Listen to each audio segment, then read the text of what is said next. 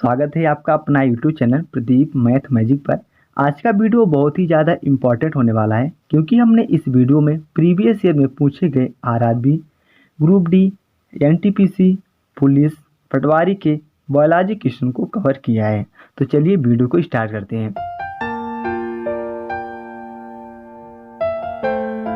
पहला क्वेश्चन है, जीव विज्ञान का पिता किसे कहा जाता है। हमें बताना है कि फादर ऑफ बायोलॉजी किसे कहा जाता है। तो जीव विज्ञान का पिता कहा जाता है ऑप्शन नंबर सी यानी अरस्तु को। नेक्स्ट क्वेश्चन है, जीवन का भौतिकी आधार क्या है, मतलब कि फिजिकल बेसिस किसे कहा जाता है। तो फिजिकल बेसिस कहा जाता है जीव द्रव्य को, यानी ऑप्शन नंबर डी को। नेक्स्ट क्वेश्चन है, सर्वप्रथम कोशिका का पता लगाने वाले व्यक्ति कौन थे। हमें बताना है कि कोशिका की खोज किसने की थी। तो कोशिका का पता लगाने वाले व्यक्ति का नाम था रॉबर्ट हुक, यानी option number B. Next question है, कोशिका का शक्ति केंद्र यानी पावर सेंटर किसे कहा जाता है। इन्हें हम पावर सेंटर भी बोल सकते हैं या पावर हाउस भी बोल सकते हैं। तो कोशिका का जो पावर हाउस है वो ऑप्शन नंबर ए यानी माइटोकांड्रिया को कहा जाता है। नेक्स्ट क्वेश्चन है, ऐसी कौन सी पादप कोशिका है जो जंतु कोशिका से विभेदित करती है। मतलब कि हमें बताना है कि ऐसा कौन सा प्लांट सेल है जो एनिमल सेल से विभेदित करती है।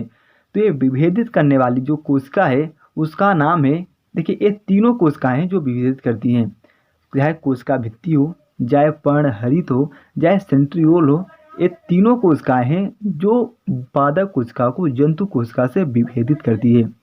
अगला क्वेश्चन है, किस कोशिकांग को आत्महत्या की थैली कहा जाता है।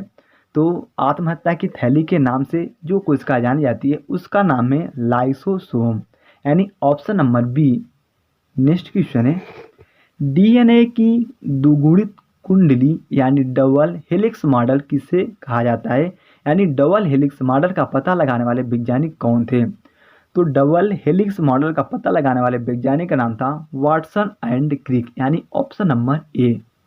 नेक्स्ट क्वेश्चन है, डीएनए का मुख्य कार्य क्या है। हमें बताना है कि डीएनए का कार्य क्या है। तो डीएनए का कार्य है आनुवांशिकी क्रियाओं का संचालन करना, यानी option number D.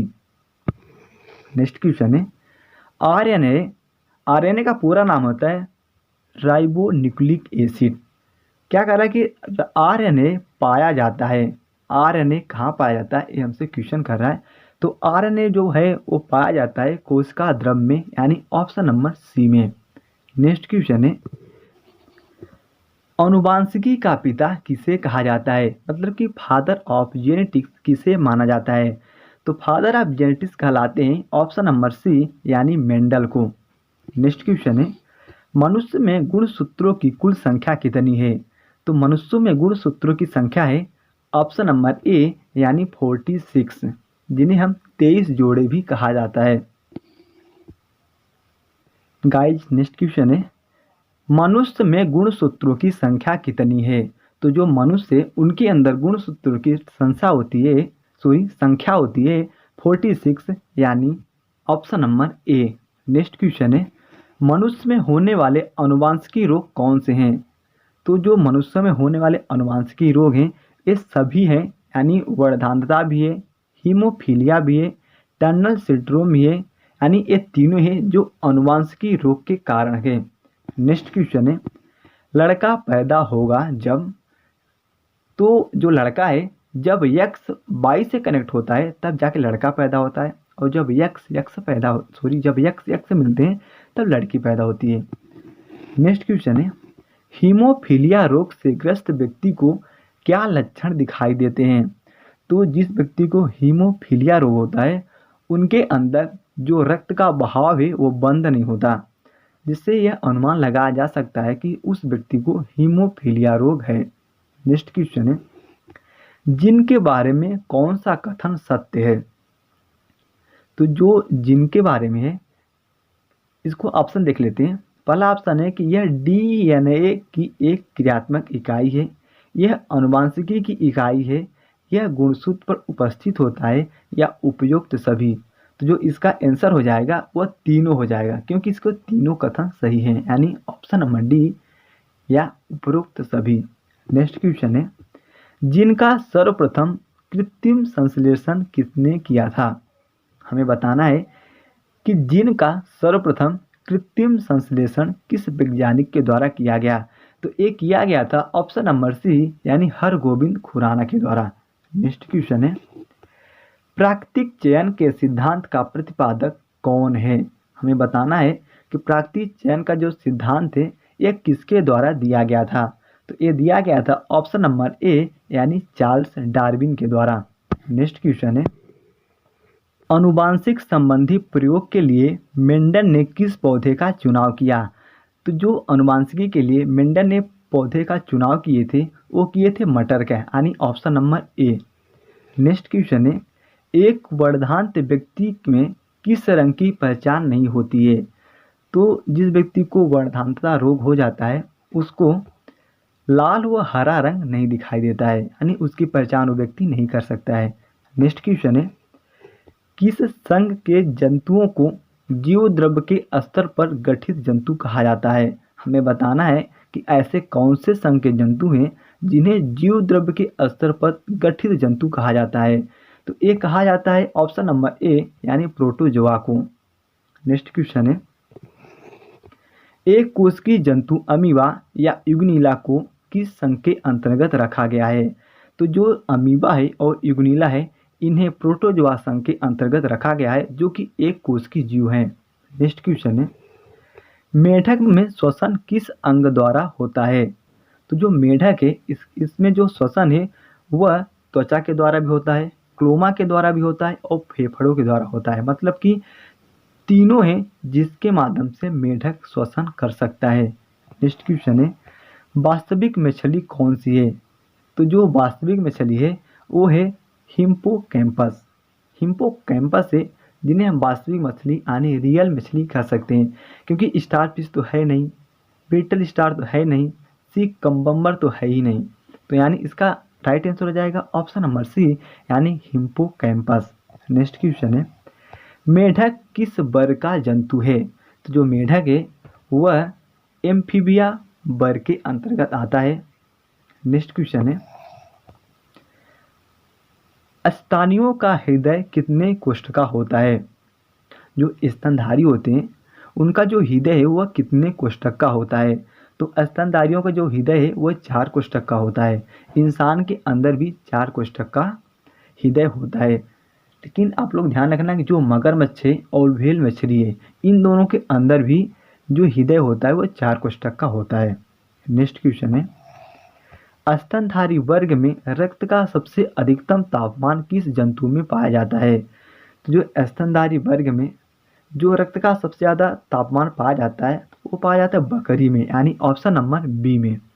Next question है, मछली किस अंग से सांस लेती है? तो जो मछली है वो त्वचा नहीं सॉरी वो गिल के माध्यम से सांस लेती है जिन्हें हम लोग गलफड़ा बुलाते हैं। नेक्स्ट क्वेश्चन है, सबसे बड़ा स्तनधारी का नाम क्या है? तो सबसे बड़ा जो स्तनधारी है उसका नाम है ब्लू व्हेल, यानी यह एक समुद्री जीव है जिन्हें हम लोग वी व्हेल के नाम से जानते हैं। ये सबसे बड़ा स्तनधारी जीव माना जाता है। नेक्स्ट क्वेश्चन है, विश्व का सबसे छोटा पक्षी कौन सा है? तो जो विश्व का सबसे छोटा पक्षी है उसका नाम है हमिंग बर्ड, यानी option number C. Next question है, कशेरुक जंतु के शरीर का सर्वाधिक कठोरतम भाग क्या होता है? हमें बताना है कि शरीर का ऐसा कौन सा हिस्सा है जो सबसे कठोर भाग होता है। तो सबसे कठोर भाग होता है ऑप्शन नंबर ए यानी इनेमल। इनेमल शरीर का सबसे कठोर भाग माना जाता है। नेक्स्ट क्वेश्चन है, व्हेल में श्वसन अंग क्या है? हमें बताना है कि व्हेल जो मछली है उसका श्वसन अंग क्या है? तो व्हेल का श्वसन अंग है ऑप्शन नंबर सी यानी फेफड़ा। नेक्स्ट क्वेश्चन है, आधुनिक मानव को जंतु के किस वर्ग में रखा गया है? जो आधुनिक मानव है उनको वर्ग में प्राइमेस्ट वर्ग में रखा गया है। जो आधुनिक मानव है उनको प्राइमेस्ट वर्ग के अंतर्गत रखा गया है। नेक्स्ट क्वेश्चन है, ऊतकों के अध्ययन संबंधी विज्ञान को क्या कहलाता है? हमें बताना है कि ऊतक के अध्ययन को क्या कहा जाता है। तो ऊतक के अध्ययन को कहा जाता है हिस्टोलॉजी यानी option number C. Next question है, कोशिकाओं के समूह को क्या कहा जाता है, यानी ग्रुप ऑफ सेल क्या कहलाते हैं? तो कोशिकाओं के समूह को ऊतक यानी टिश्यू कहा जाता है। नेक्स्ट क्वेश्चन है, पुनरुत्पादन की क्षमता किस ऊतक में सर्वाधिक होती है? हमें बताना है कि ऐसा कौन सा ऊतक है जिनमें पुनरुत्पादन की क्षमता सर्वाधिक होती है। पुनरुत्पादन का मतलब होता है कि जो जल्दी से विकास फिर से कर ले, तो वह होता है ऑप्शन नंबर डी यानी उपकला ऊतक में।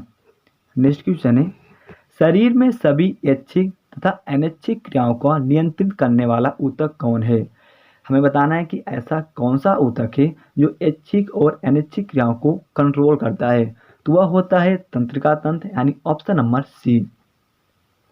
नेक्स्ट क्वेश्चन है, किस प्रकार का ऊतक रक्त किस प्रकार का ऊतक है? तो जो अपना रक्त है वह एक कनेक्टिव टिश्यू यानी संयोगी ऊतक माना जाता है। इस वीडियो में हम केवल 37 क्वेश्चन को ही कवर करेंगे। जो हमारा अगला वीडियो होगा वह 37 के आगे वाले क्वेश्चन को हम कवर करेंगे, क्योंकि वीडियो ज़्यादा लंबा हो जाएगी और आपको भी बहुत सारा बोरिंग फील होने लगेगा। इसलिए अब हम मिलते हैं आपसे अगली वीडियो में। अगर वीडियो पसंद आओ तो प्लीज़ लाइक कर दें, शेयर कर दें, और जो बच्चे नए हैं वो चैनल को सब्सक्राइब जरूर कर लें। मिलते हैं अगली वीडियो।